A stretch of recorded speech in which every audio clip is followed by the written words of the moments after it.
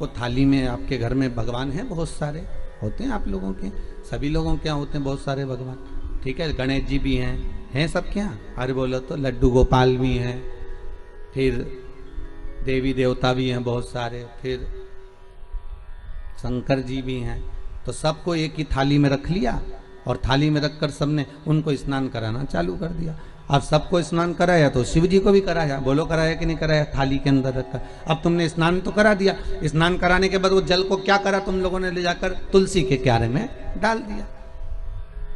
तो महाराज जी पहले के समय में क्या कालसर्प दोष पितृदोष नहीं होता था? बिल्कुल नहीं होता था। पहले के समय में ना कालसर्प दोष होता था ना पितृदोष होता था। क्यों? तो क्या घर में लोगों के शंकर जी नहीं होते थे? होते थे। लोग शिव जी को स्नान कराते थे, पर घर में बगीचा, खलियान, खेत, वृक्ष इतने लगे होते थे कि शंकर जी को स्नान कराने के बाद वो जल को ले जाकर, वो भगवान को स्नान कराने के बाद जल को ले जाकर पेड़ पौधे में डाल दिया जाता था, बगीचे में डाल देते थे, तुलसी के क्यारे में नहीं डालते थे। इसलिए ना पितृदोष होता था ना कालसर्प दोष होता था। अब दुनिया के लोग भगवान को स्नान करा के ले दे के एक ही पौधा घर में दिखता है, वो तुलसी जी का, बस स्नान कराया और तुलसी जी में ले जाकर डाल दिया। तो तुलसी जी में ले जाकर डाला तो उससे शास्त्र कहता है कि अगर शिव जी का चढ़ा हुआ जल तुलसी के क्यारे में जाएगा तो सर्प के डसने का दोष लग जाएगा, जिसको हिंदू धर्म में काल सर्प दोष कहा गया। जो काल सर्प दोष, अच्छा बड़ा विचित्र काम है। कई कई गांवों में आप लोगों ने भी देखा होगा, यहां तो ठीक है परंतु हमने महाराष्ट्र में बहुत देखा। महाराज कई कई गांवों में तुलसी के क्यारे के नीचे शंकर जी को रखते हैं। ये तुलसी के कुंड के अंदर शंकर जी को रखेंगे, पर ये दो कोई आपको अलग अलग तरह से ना जाने घुमा फिरा के, ना जाने बुद्धि ऐसी फेर कर गलत चीज बताएगा ना, तो वो समझ में आ जाएगी आप लोगों को। दुनिया की आदत है।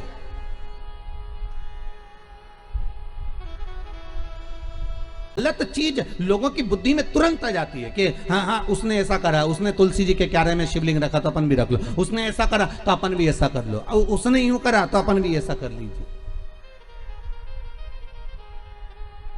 पर शंकर की कथा करें नहीं भाई, ये थोड़ा वंचिता होना चाहिए। महाराज जो शास्त्र सम्मत हो उसका स्मरण करना चाहिए।